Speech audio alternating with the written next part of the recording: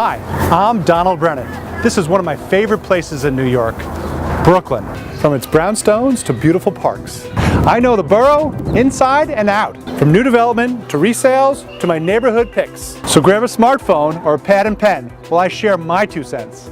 This is the Brooklyn Navy Yard, a 300-acre industrial park on the Brooklyn waterfront. Once an active shipyard, it is now home to established companies and business startups looking to make their mark. One such business is Rooftop Reds, said to be the first commercial rooftop vineyard in the world. The Brooklyn Navy Yard sits along the storied Brooklyn waterfront. Owned by the City of New York, it closed in 1966, only to reopen roughly 10 years later as an industrial park. The Navy Yard struggled for decades until recent years, when under the watchful and creative eye of a nonprofit organization known as the Brooklyn Navy Yard Development Corporation, the Brooklyn Navy Yard became a beacon for entrepreneurs, lured by space to grow and affordable rents. Devin Shomaker represents the ideal entrepreneur the Navy Yard wants to attract. A visionary setting out to do the unconventional, launch a vineyard in the sky on a rooftop in the midst of the Navy Yard. So this is how we get up to the rooftop vineyard. Cool entrance, love it. Welcome to the rooftop. These are custom urban planters that my team and I designed. We have 42 on the rooftop here, which holds about 168 vines. We have all 5 traditional Bordeaux red varietals planted here on the rooftop. When we came up here about 2.5 years ago and saw this site, I just instantly knew that I wanted to be here. I actually cold called the Brooklyn Navy Yard and pitched the idea on the phone of Rooftop Reds, convincing them about the viability of this idea, and I really think that's the advantage of being here in the Brooklyn Navy Yard. They took an idea and they allowed me to expand on it and progress as I was establishing this business. So tell me a little bit about your background. What got you started or interested in wines? I was working in the corporate world in Washington, D.C. Did a slew of jobs. I've always been in the restaurant industry since I was 19, and I loved it. I loved serving people. I loved the interaction aspect.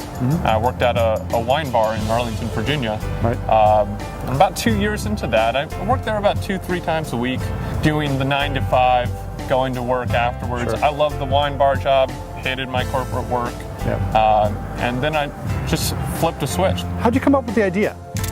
I was a viticulture student in Western New York in the Finger Lakes region, and I really just didn't want to live in the country. So I started a pilot project on my brother's rooftop in 2013 in Windsor Terrace neighborhood of Brooklyn. It was a 50-vine project, and Rooftop Reds just spiraled from that. So where do you and how do you produce the wine? My partner and investor, Point of the Bluff Vineyards up in Keuka Lake in the Finger Lakes wine region. We have 26 acres of vine in our production facility up there. Rooftop Reds, how did you come up with the name, and does that mean you're only going to be producing red wine? No, it does not. We currently are only growing red wine varietals up here on the rooftop, but we are producing white wines, rosés up in the Finger Lakes, Rieslings, Traminette, Chardonnay, also Cabernet Franc Rosé, and then Cabernet Franc Reds are going to be coming out of the Finger Lakes as well.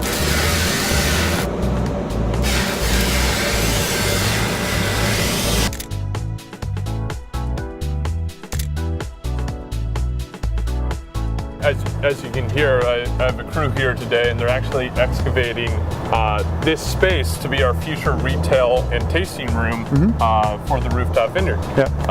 We're actually going to blow out a big horizontal window right here, so while you're in the tasting room you can look out over the vineyard, have a little indoor space to, you know, get away from the winds, or in the winter months capture a little bit of that business. Keeping you going year round. Sounds like a good idea. When do you think you'll be able to produce your first harvest? Any fear about that? Anxiety, excitement? No fear, no anxiety, just excitement. Next year actually.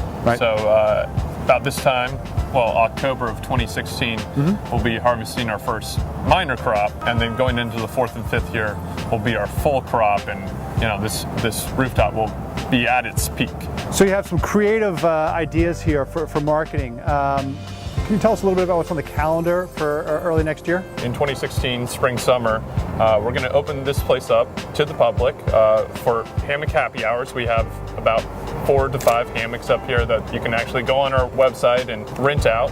Sure. We're also going to do sunset yoga sessions up here.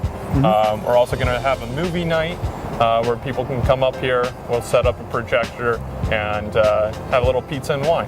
What's your long-term goal, your vision for Rooftop Reds? It's to take this concept, this idea of rooftop urban vineyards, and expand it here in the Brooklyn Vineyard, expand it throughout the boroughs in New York City, and then take this idea and bring it to other urban markets in the US and then also international. We had an individual come from Osaka, Japan this October to see the Rooftop Vineyard, and he actually started his own rooftop vineyard based on Rooftop Reds.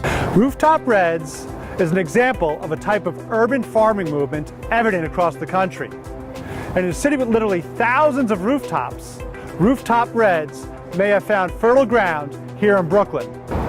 I'm Donald Brennan of Brennan Real Estate.